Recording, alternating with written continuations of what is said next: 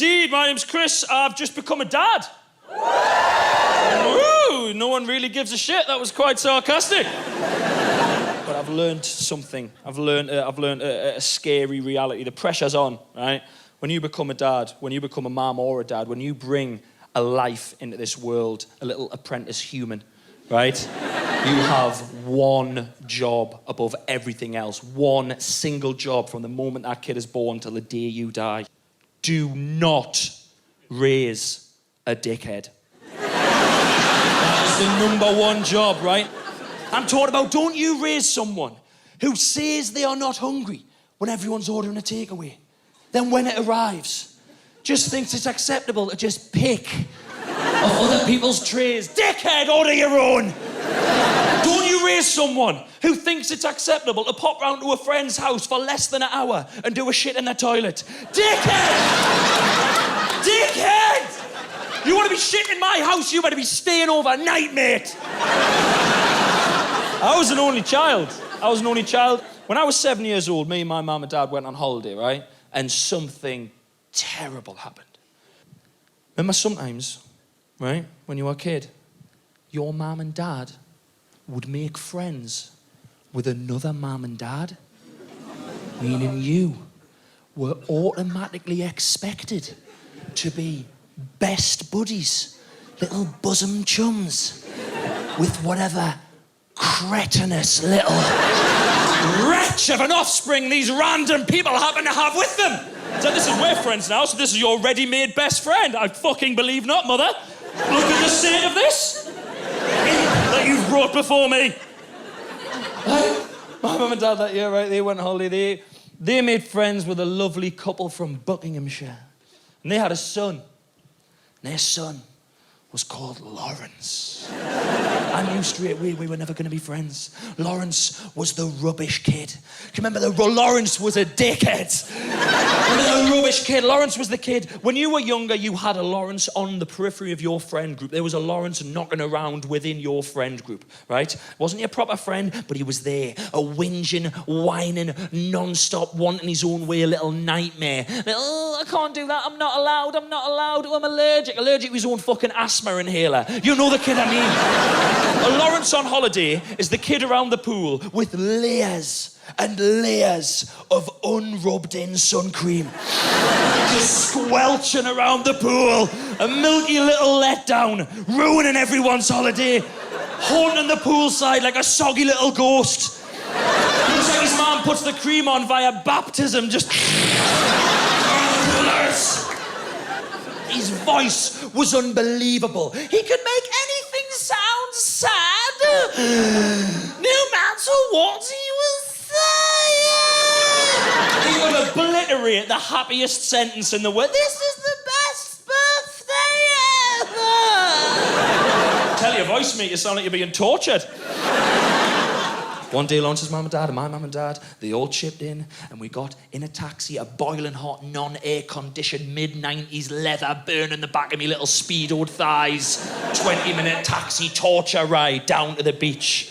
We left the beach that day after 45 minutes because Lawrence wanted to go back to the hotel, because Lawrence was hysterical, because Lawrence saw a crab.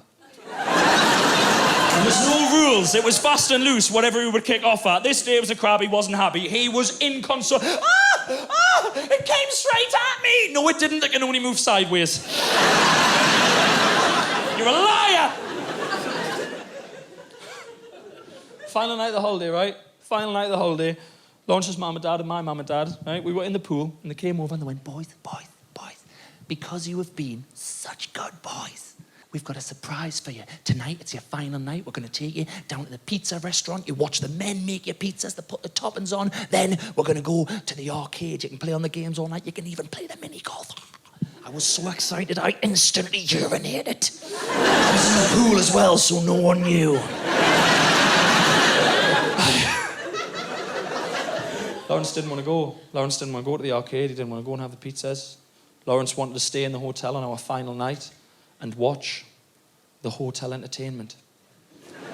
Who wants Just to watch. The hotel entertainment is specifically there for people who've got too pissed during the day and can't physically leave the complex. Just rows of bright pink men on sun loungers going, I've overdone it, Sharon, I've overdone it. Shit, I'm shaking, I'm hurting. Go to the suitcase, Sharon, get me good shirt, just drape it over me nipples, just drape it. Sat, all the adults at the bottom, watching the disco, watching these three dickheads singing disco songs. Now, I'm not slagging off all hotel entertainment, I'm slagging off these three twats that we watched that night, right? You know you're in a shit hotel with the three guys singing at the end of the night were the ones taking you for water polo earlier that day, right? Sitting there, me and Lauren sat at the back, sitting in this little balcony, holding onto the railings like I was in prison, watching these three dickheads singing disco songs. And you know when you're having the worst time ever and the person next to you is loving their life so much? I'm fuming and he's just...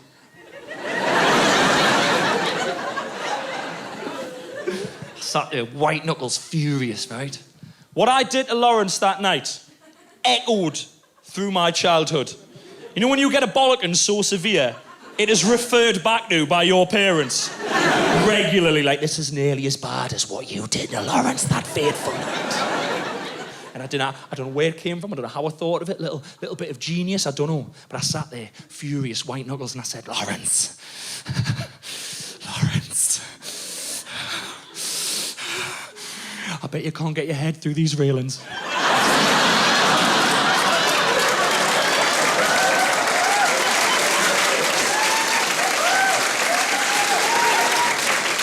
In my defense, I didn't think it would go in.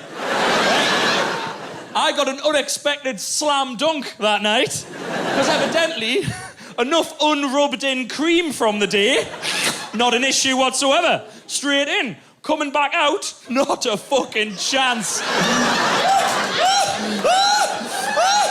and get my mummy, go and get my mummy. So I quickly ran to the swings for an hour.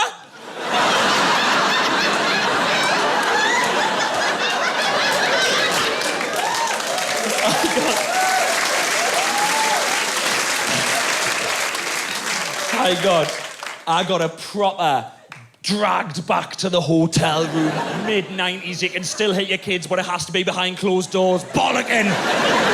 That night. And I don't even care, I don't regret it. I do not regret it one little bit. Because the scene I was dragged past that night, that I had created, is still one of the greatest moments as a human being on this planet for me. I was dragged past a posh Buckinghamshire mother, buttering her child's massive head with the tiny butters from the buffet to the tune of Aga fucking do. Nice, Chris Ramsey, you've been awesome. Thank you very much. Good night.